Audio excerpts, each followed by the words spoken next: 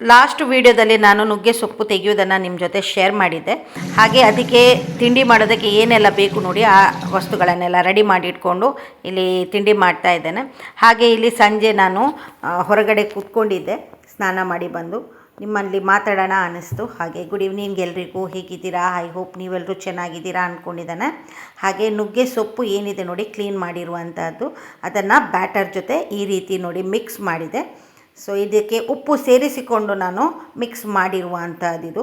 ಹಾಗೆ ಈ ಎಲೆ ಏನಿದೆ ನೋಡಿ, ಇದು ನಾವು ತುಳುವಲ್ಲಿ ಇದನ್ನು ಉಪ್ಪುಲಿಗೆದ ಇರೆ ಅಂತ ಹೇಳ್ತೇವೆ. ಸೊ ಇದರಲ್ಲಿ ಈ ರೀತಿ ನೋಡಿ ಮಡಚಿ ಇಡ್ತಾ ಇದ್ದೇನೆ.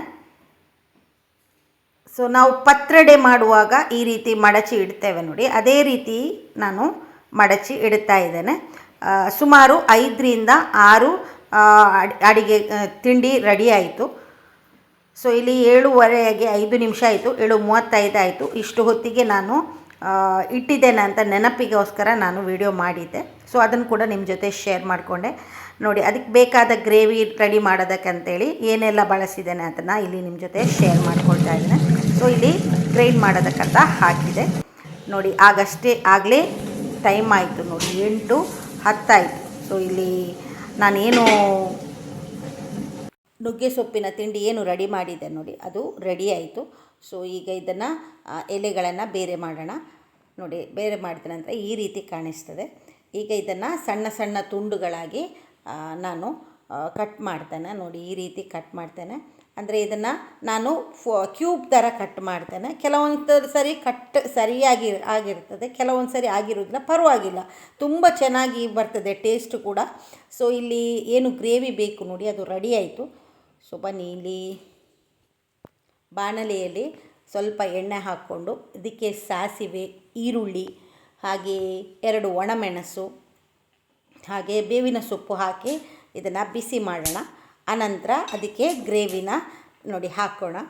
ಈ ರೀತಿ ಕಾಣಿಸ್ತದೆ. ಗ್ರೇವಿ ಸ್ವಲ್ಪ ಕುದಿ ಬಂದ ನಂತರ ಅದಕ್ಕೆ ಏನು ತುಂಡು ಮಾಡಿಟ್ಟುಕೊಂಡಂತಹ ತಿಂಡಿ ಏನಿದೆ ನೋಡಿ, ಅದನ್ನು ಕೂಡ ಇಲ್ಲಿ ನಾವು ಇದನ್ನು ಸೇರಿಸೋಣ. ನಂತರ ನೋಡಿ, ಅದು ಈ ರೀತಿ ಕಾಣಿಸ್ತದೆ, ಪತ್ರೊಡೆಯ ಥರ. ತುಂಬ ಚೆನ್ನಾಗಿತ್ತು ಟೇಸ್ಟ್. ನಾವು ಟೆಂಪಲಿಗೆ ಅಂತ ರೆಡಿ ಆದ್ವಿ. ಸೊ ಇವತ್ತು ಶುಕ್ರವಾರ. ಸೊ ರೆಡಿ ಆದ್ವಿ ಇಬ್ಬರು ಕೂಡ. ಬಿಸಿಲಿದೆ ಚೆನ್ನಾಗಿ. ಸೊ ಹೋಗಿ ಬರೋಣ ಅಂತ. ಗೊತ್ತಿಲ್ಲ ಮಳೆ ಸಿಗ್ತದೋ ಏನೋ ಗೊತ್ತಿಲ್ಲ, ಅಂತೂ ಓಕೆ ಸಿಗೋದಿಲ್ಲ ಅಂತ ಅಂದ್ಕೊಂಡಿದ್ದಾನೆ. ಸೊ ಮನುಷ್ಯ ಕೂಡ ನನ್ನ ಜೊತೆ ಬರ್ತಾ ಇದ್ದಾಳೆ. ಗಾಡಿಯಲ್ಲಿ ಹೋಗೋಣ ಅಂತ ಅಂದ್ಕೊಂಡಿದ್ದಾನೆ. ನೋಡೋಣ ಹೇಗೆ ಅನಿಸ್ತದೆ ಅಂತ.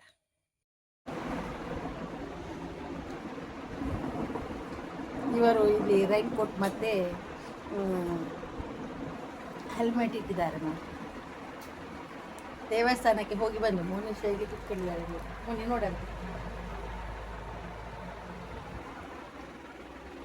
ಮ್ಯಾಂಗೋ ತಿಂತಾ ಇದ್ದೇನೆ.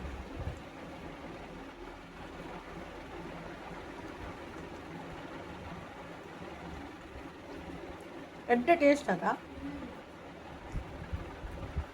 ತುಂಬ ಚೆನ್ನಾಗಿದೆ ಟೇಸ್ಟ್.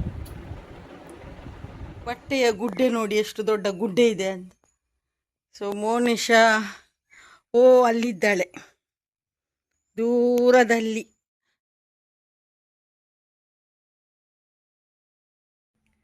ಈಗ ಅಲ್ಲಿ ಕಾಣಿಸ್ತಾ ಇದ್ದಾಳೆ ಮೋನಿಶಾ. ಏನೋ ಹುಡುಕೊಂಡು ಹೋಗ್ತಾ ಇದ್ದಾಳೆ, ಏನು ಅಂತ ಗೊತ್ತಿಲ್ಲ.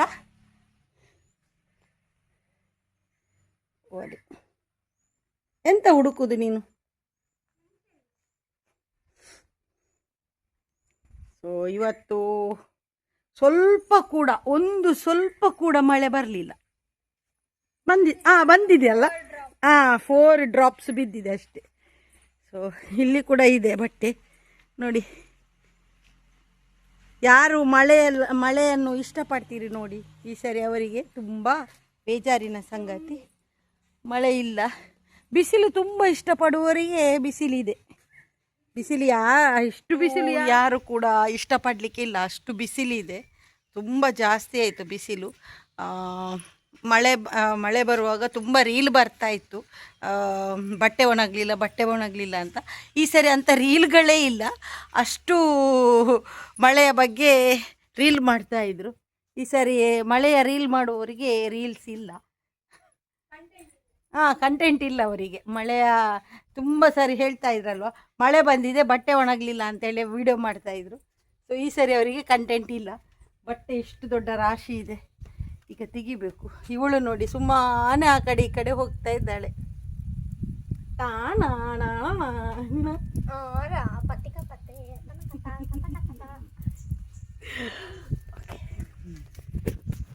ಅದೇ ತುಂಬ ದಿನ ಆಯಿತು. ನಮ್ಮ ಕಟ್ಟೆ ಕಾಣಿಸ್ತಾ ಇದೆ, ದೈವಗಳ ಕಟ್ಟೆ ಕಾಣಿಸ್ತಾ ಇದೆ.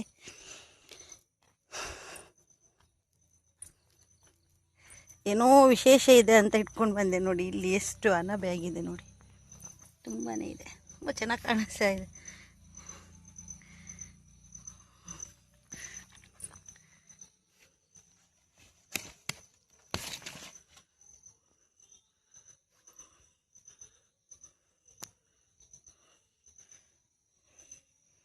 ಓ, ಇಲ್ಲಿ ಒಂದು ಏನೋ ಒಂದು ಆಗಿದೆ, ಏನು ಅಂತ ಗೊತ್ತಿಲ್ಲ ನನಗೆ, ಯಾವ ತರಕಾರಿಯಿಂದ ಗೊತ್ತಿಲ್ಲ. ಓ, ಇಲ್ಲಿ ಕೂಡ ಇದೆ, ತಿನ್ಬೋದು, ಗುಡ್ಡೋ ಬ್ಯಾಡೋ ಅಂತ ನನಗೆ ಗೊತ್ತಿಲ್ಲ.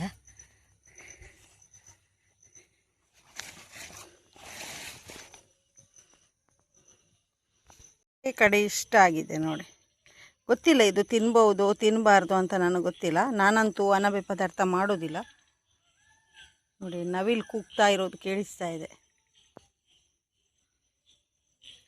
ಸೊ ಹಾಗೆ ಕೀಟಗಳ ಸೌಂಡ್ ಕೂಡ ಕೇಳಿಸ್ತಾ ಇದೆ ಇಲ್ಲಿ ಮೇಲ್ಗಡೆಯಿಂದ. ಸೊ ಅಲ್ಲಿ 2 ಮನೆ ಇದೆ ನೋಡಿ, ಆ ಕಡೆ ಕೆಳಗಡೆ ಕೂಡ ಒಂದು ಮನೆ ಇದೆ. ಹೋಗೋಣ. ಪೇರಳೆ ಗಿಡ ನೋಡಿ ಹೇಗಿದೆ ಅಂತ.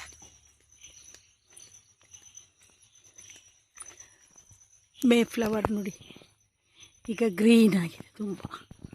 ಮೇ ಫ್ಲವರ್ ಎಲ್ಲ ಮುಗಿದ ನಂತರ ಈ ರೀತಿಯಾಗಿದೆ, ಗ್ರೀನ್. ಹಾಗೆ ಈ ವಿಡಿಯೋನ ನಾನು ಇಲ್ಲಿ ಎಂಡ್ ಮಾಡ್ತಾ ಇದ್ದೇನೆ. ವಿಡಿಯೋ ಇಷ್ಟ ಆದರೆ ಲೈಕ್, ಶೇರ್, ಸಬ್ಸ್ಕ್ರೈಬ್ ಮಾಡೋದನ್ನು ಮರಿಬೇಡಿ. ಸಿಗೋಣ ಇನ್ನೊಂದು ಒಳ್ಳೆಯ ವಿಡಿಯೋ ಜೊತೆ.